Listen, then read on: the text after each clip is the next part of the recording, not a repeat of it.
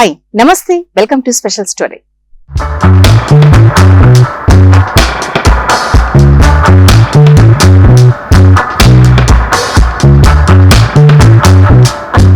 భిక్షాటన చేస్తే శిక్ష, యాచకులకు డబ్బులు ఇస్తే ఎఫ్ఐఆర్ కేసు నమోదు. 2025 నూతన సంవత్సరం జనవరి 1వ తేదీ నుండి అమలు చేయనుంది ఇండోర్ ప్రభుత్వం. మరికొన్ని రాష్ట్రాలు కూడా ఈ జాబితాలో త్వరలో చేరనున్నాయి. అసలు ఎందుకు యాచక వృత్తిని నిషేధించబోతున్నారు? దానం చేస్తే తప్పంటున్నారు. అంటే వచ్చే ఏడాది నుండి రోడ్డుపైన, కూడళ్ల వద్ద, ఆలయాల దగ్గర యాచకులు కనిపించరా?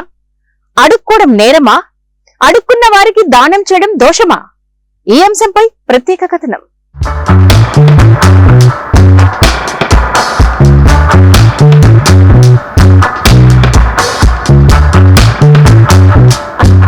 భవతి భిక్షాం దేహి అన్న సంస్కృతి నుండి, అమ్మా బాబు కాసింత దానం చెయ్యండి అన్న పద్ధతి నుండి, అయ్యా ఒక్క 10 రూపాయలు ఇవ్వండి బాబు అన్న అలవాటు నుండి, పర్వాలేదయ్యా చిల్లర లేకపోతే ఫోన్ పే చెయ్యండి బాబు అన్న అడ్వాన్స్ సంప్రదాయానికి చేరింది భిక్షాటన. ఈ సిస్టమ్ పై ఫోకస్ చేసింది మధ్యప్రదేశ్ ప్రభుత్వం. ఇండోర్ నగరంలో ఎవరైనా భిక్షాటన చేసే వారికి డబ్బులు ఇస్తే ఎఫ్ఐఆర్ కేసు నమోదు చేస్తామని ప్రకటించింది.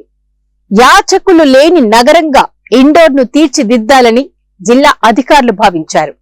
అందుకోసమే ఇంతటి కఠినమైన నిర్ణయం తీసుకున్నారు. నిజంగా ఇది సాధ్యమేనా, లేదా ఒక ప్రయత్నమా, ప్రయోగమా? ఎందుకు యాచకులపై ఇంతటి కఠినమైన నిర్ణయం తీసుకుంది? Let's watch this story.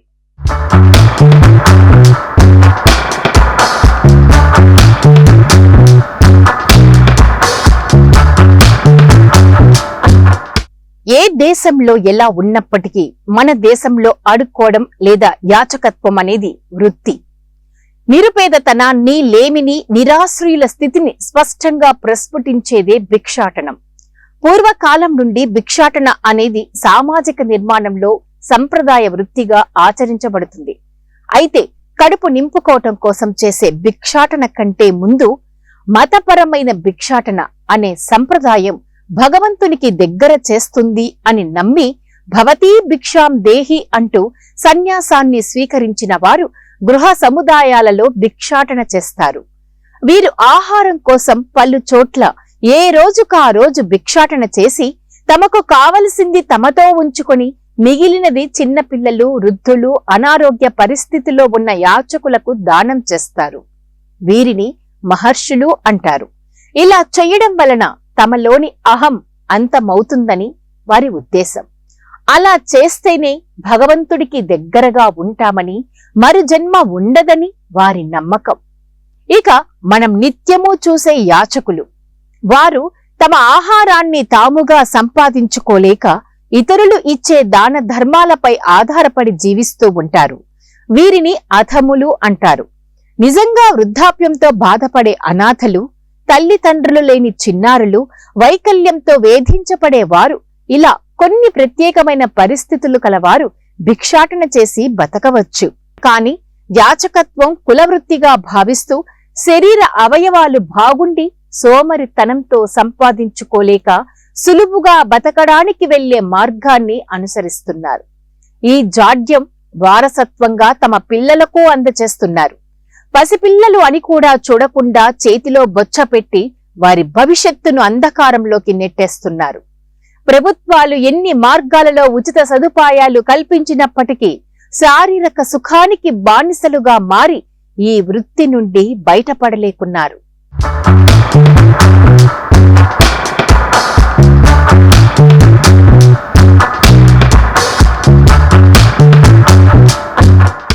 అయితే నాణానికి ఒకవైపు మాత్రమే ఇది. మరోవైపు దాన ధర్మాలు చేస్తే మనిషికి మరో జన్మ ఉండదని, తమ వంశం తరతరాలుగా సుఖ సంతోషాలతో శోభిల్లుతాయని అన్న నమ్మకం ప్రతి మతంలోనూ ఉంది. అందుకే భిక్షకులకు కాదనకుండా, లేదనకుండా తమకు తోచిన దానం డబ్బు రూపేణా, ఆహార రూపేణా, వస్తు రూపేణా అందిస్తూ ఉంటారు. దీనితో యాచకులకు ఏ లోటు లేకుండా అందినంత అందుతూ ఉంటుంది. అందుకే ఈ వృత్తిని కులవృత్తిగా మార్పు చెందింది, ఒక వ్యసనంలాగా మారింది. ఈ నేపథ్యంలోనే భిక్షాటన చేసే వారిపై ఇండోర్ ప్రభుత్వం దృష్టి సారించి ఆశ్చర్యకరమైన విషయాలను వెలుగులోకి తీసుకుని వచ్చారు.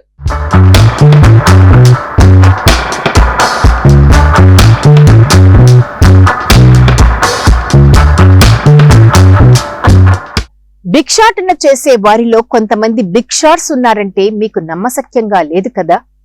యాచకులకు కొంతమంది ప్రభుత్వం అందించే పక్కా గృహాలు ఉన్నాయి.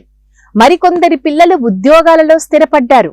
అలానే ప్రపంచంలోనే అత్యంత సంపన్న భిక్షగాడుగా భరత్ జైన్ గురించి ముంబై మ్యాగజైన్ లో ప్రచురించింది. 54 ఏళ్ల జైన్ 40 సంవత్సరాల పాటు భిక్షాటన చేసి 7.5 కోట్లు సంపాదించారు. ఇలాంటి ఉదంతాలు అక్కడక్కడ చాలానే ఉన్నాయి.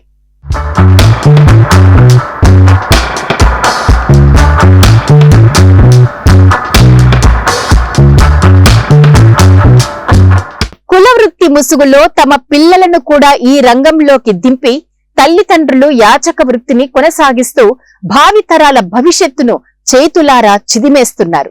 ఇక ఈ ఆటలు సాగవంటున్నారు ఇండోర్ ప్రభుత్వ అధికారులు. యాచక వృత్తిపై నిఘా పెట్టారు. యాచకులు లేని నగరాలను తీర్చిదిద్దాలన్న సంకల్పంతో భిక్షాటన చేసే వారికి ఎవ్వరూ సహాయం చేయవద్దని, వారిని పునరావాస కేంద్రాలకు పంపించాలని, వారి పిల్లలను ప్రభుత్వ బడులలో వసతి గృహాలలో ఉంచాలని నిర్ణయించింది. ఈ క్రమంలోనే 10 నగరాలలో పైలట్ ప్రాజెక్టును చేపట్టింది. ఢిల్లీ, చెన్నై, బెంగళూరు, హైదరాబాద్ ఈ జాబితాలో ఉన్నాయి.